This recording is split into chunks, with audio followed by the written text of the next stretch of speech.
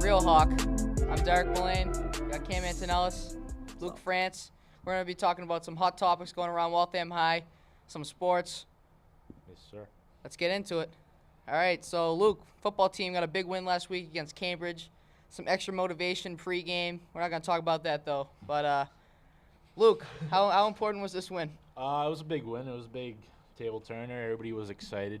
Coach Bork made that the key for discussion this week, that he wanted everybody to be excited for your teammates. You know, we slumped off the last couple weeks, but it was a big bounce-back win for the Hawks. Much needed. I think, with this week's homecoming game against Westford, last week's big win against Cambridge was much needed. Yep, big motivation going in.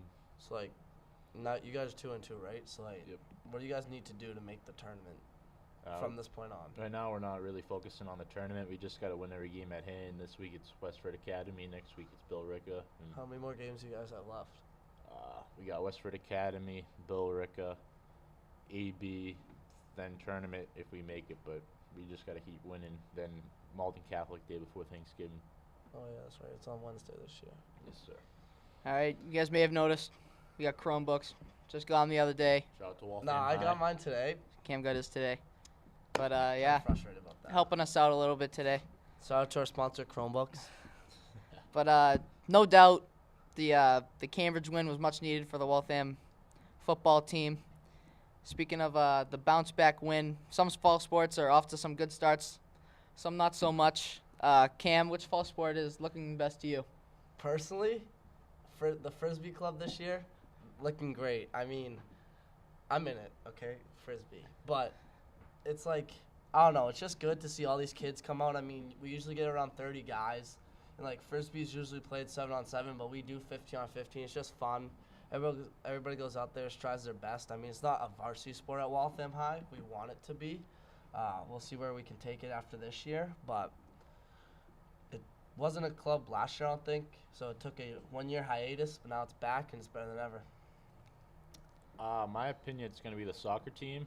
Obviously, I want to say football, but I'm going to say soccer team. Boys, right? Yeah, boys soccer. Girls, too, but boys soccer.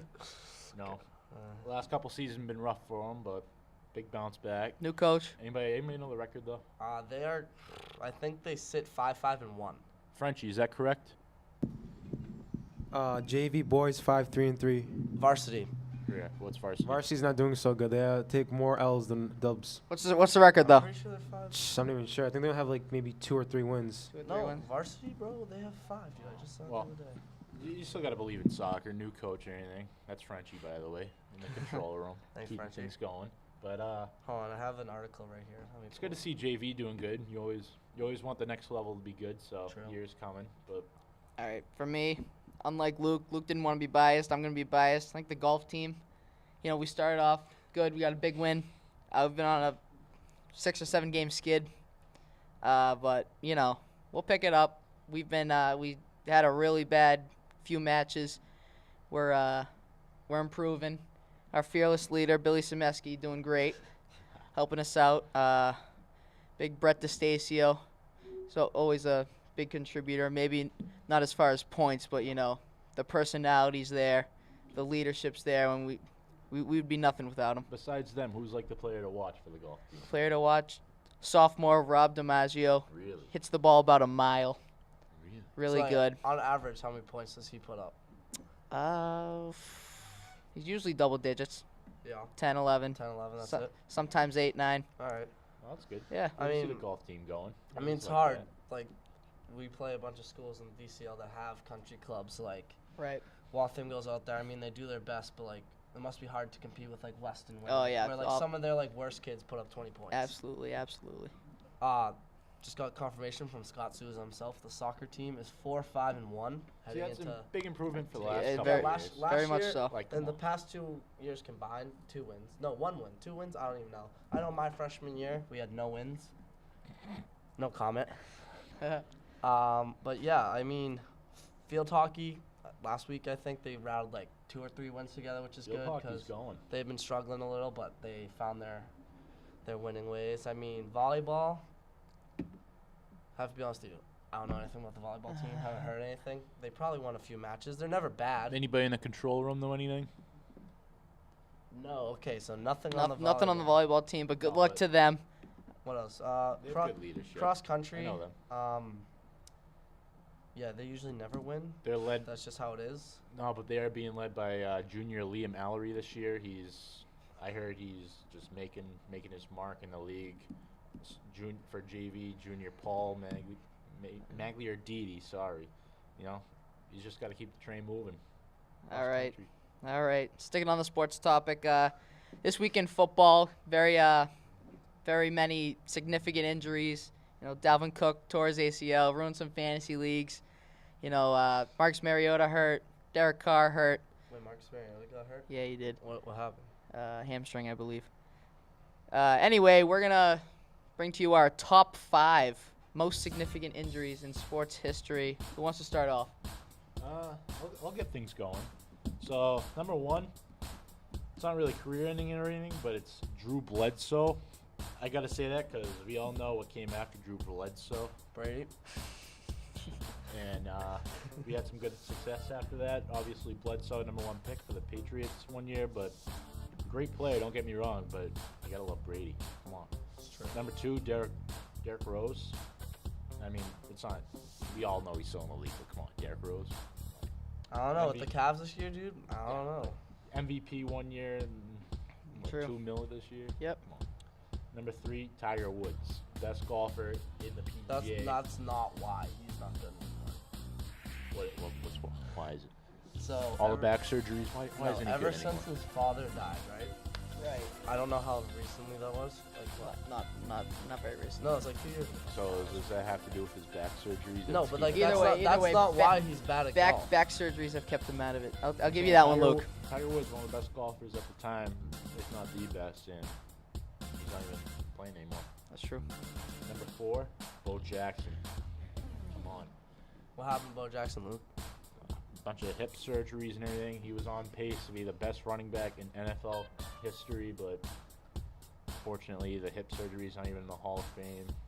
Just what could have been didn't happen. And then number 5, Penny Hardaway. All the knee injuries he suffered in his career. You know, he played with Shaq. That was supposed to be the dynamic duo. Then Shaq went to LA. Then it was just Penny Hardaway. 4 knee surgeries. Just couldn't keep it going. For me, I don't really have like them in order, but I have 5. Rashad Johnson of the Arizona Cardinals. He severed one of his fingertips, so it just like came off, I guess, and during week 3 of the 2013-14 season. So I mean, like that's pretty gross. Like just imagine missing a part of your finger. I don't like that. We got. I mean, Kevin Ware. We all remember that. Yeah, that was Yeah. scary. We don't. Very scary. Louisville. Clint Marlichuk of the Buffalo Sabres. This was a while ago. He's a goalie and he had a lacerated throat. Yeah, so Oh, I it's saw like- it's that like clip, yep. skate, yeah, and then That's scary. lucky that he lived. We got who else? Joe Theismann. Sorry, I can't believe I forgot about Joe Theismann. I had him earlier. Yeah. So he got tackled by Lawrence Taylor. Yeah, and his leg like snapped in two. Never played another down of football. I mean, we all know that from The Blind Side. If you've seen The Blind Side, you've seen that. Yes, sir. And just like not really one in specific, but any pitcher in the MLB that got hit with the line drive in the face, Right. mad respect to you, because I know if I got hit with the line drive in the face, I'd be too scared to go on the mound again. So if they came back, mad respect. I Yeah. can't really think of anybody off the top of my head. I mean, a Rays guy a few years ago, I don't know his name. Right. Yep. Also, that bird that Randy Johnson nailed. Oh, feel bad Rest for in him. peace. All right, so I have a few people that Luke had. I'll go number 1, Bo Jackson. As Luke said, he was supposed to be one of the greatest athletes ever. Hip injuries kept him out of it. He had to retire early. Another running back who had to retire early, Terrell Davis, Yes. the Broncos.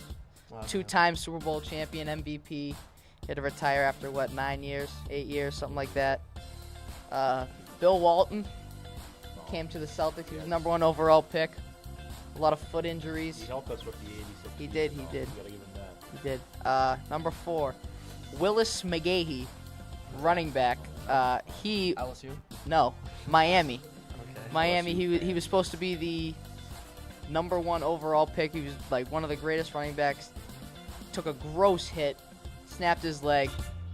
Was okay in the NFL. I think he played for the Ravens, but he was just so promising. Leg injury took it away from him. And number 5, I'm gonna go Derrick Rose. You know, MVP 1 year, torn ACL, then comes back, tears his MCL and tears his ACL. I mean, just the knee injuries, very significant. Going back to the Falcons guy, what was his name again? Falcons guy, I mean, Ravens.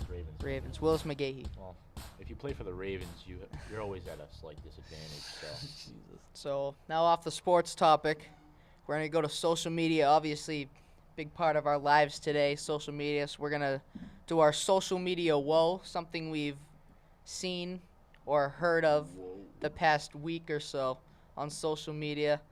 Who wants to start? I mean, I could go. All right, go for it. So I believe it was last week during Monday Night Football, the Bears and Butterfingers got into a bit of an argument. I saw that. Yes. Let me pull up the tweet now. Right here it is. So it started with, I don't even know. It started with Butterfingers posting butter knees ? To and then hashtag shy versus Green Bay, and the Bears responded saying stick to candy, and Butterfingers came back, said stick to football. Oh wait. And then they also sent like the album cover of like Charlie Puth's like song called Attention. And then it continued on Attention, it's 14-0, you're focused on the wrong games here. That's when they lose to the Green Bay Packers, I'm sorry. And then they replied to their own tweet, Butterfingers did. And they put like the little star thing and said 21. So I mean, the Bears didn't only get beat by the Packers, they also got beat by the Butterfingers. All right. I'm gonna go. You know, the new NHL franchise, the Las Vegas Golden Knights. Oh yeah, Not expected to be very good as an expansion they're team. winning the cup. I would hope so. Confirmed. But you know, but their Twitter, number 1 in the league by far. They've been going at it Speak their mind. for months. It started a few months back. It started like, They well, it actually started much before, but a few months back, the San Jose Sharks, who were in their division, tweeted at them and said, "It's not even October yet, and we're already up on the Golden Knights." And it was the picture of the temperature. They were up about 3 degrees in the temperature. And obviously, the San Jose Sharks a few years back blew a 3-1 lead. And so Vegas jokingly ats them on Twitter and says, because everyone knows how good the San Jose Sharks are at holding leads. And he kind of had that emoji with like the rolling eyes. So, you know, little jab right there. The other night, preseason game, they were losing. So they go, oh, 3-1 them, puppy pics, please. People started sending them puppy pics, you know, make them feel better. And after that game, they lost about 5-3. And they go, we know the result tonight wasn't what we were hoping for, but at least we're still tied for first place because, you know, season hasn't started, so everyone's 0-0. They're still in first place. You know, they may not be good for a little bit, but as long as they keep up these Twitter tactics, then I'll be rooting for them. Winners in my book. I have one from last week, I think it was, and they tweeted out the Colorado Avalanche forwards, like their lineup, and it reads Kenny, Cartman, Kyle, and then on the line below it says Wendy Testerberger, Stan, and Randy Marsh, and then Ike, Timmy, Butterscotch, then Mr. Mackey, Sheila Broflowski, and Officer Barbrady. I mean, big South Park fan. I think that's kind of funny. I don't know where that came from. Maybe their first line was actually Kenny, Cartman, and Kyle, and then they just took the joke Highly doubt that. elsewhere. Luke, I you don't got know. one? Yeah, I'm gonna have to. We all know what happened last week in the Patriots game. This is just one of them. It says missing Patriots defense. Like, Good one right I really don't want to talk about how bad the Patriots defense was because I think they're gonna come back. behind Bill Belichick and everything. He's just gonna bring him back. But all the money we paid for Gilmore, I think he needs to just come up a little bit better. But I'll leave that to them. Thursday night football tonight. Definitely.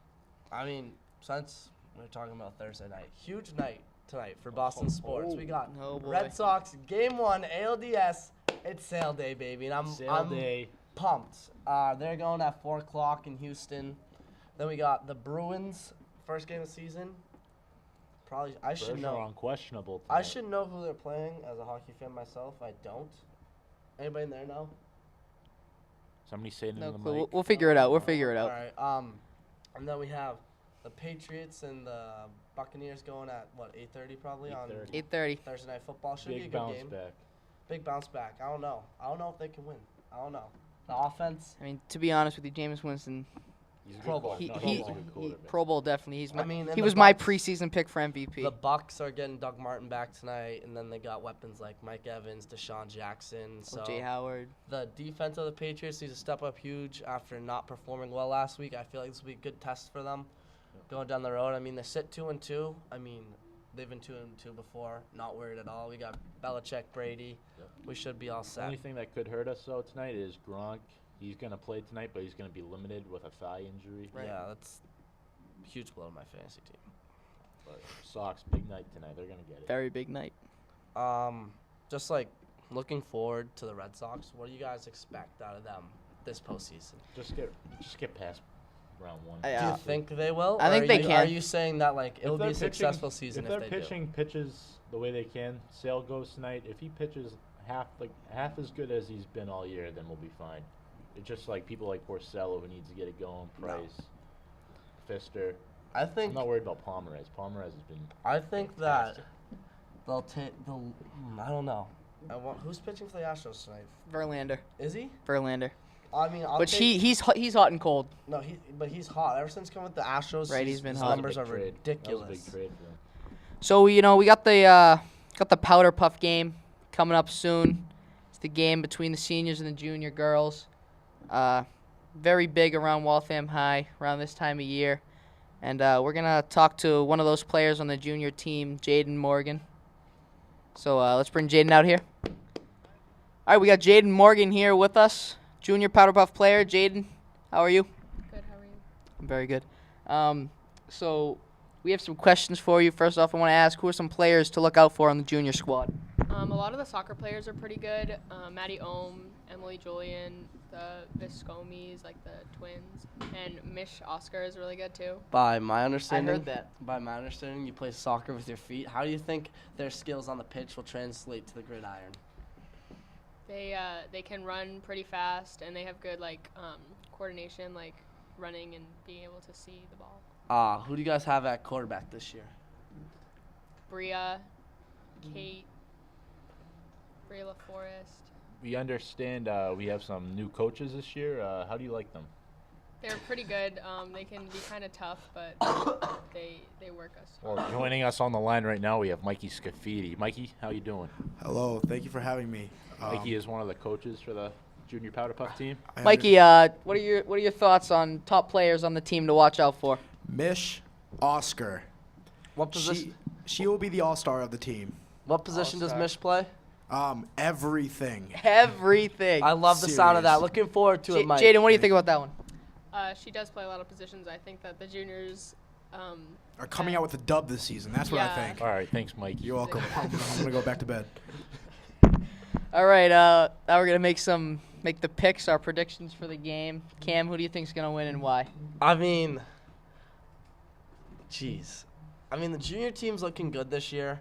I mean, a junior team has never won. And personally, I think this is the year that's going to change. I mean, I haven't been to one of their practices. I've yet to scout the competition either. But I feel like with the characters and the people we have on the squad this year, I feel like the juniors will be able to pull out a win. And, yeah, break the tradition of the seniors winning. My opinion, the coaching, I don't know. We've seen better for the junior class, but I think the players can pull it out. Good athletes on the team. They have good heart, and we'll see what happens. Yeah, I think the juniors are gonna win as well. We're gonna be the first class to win both Powderpuff games ever.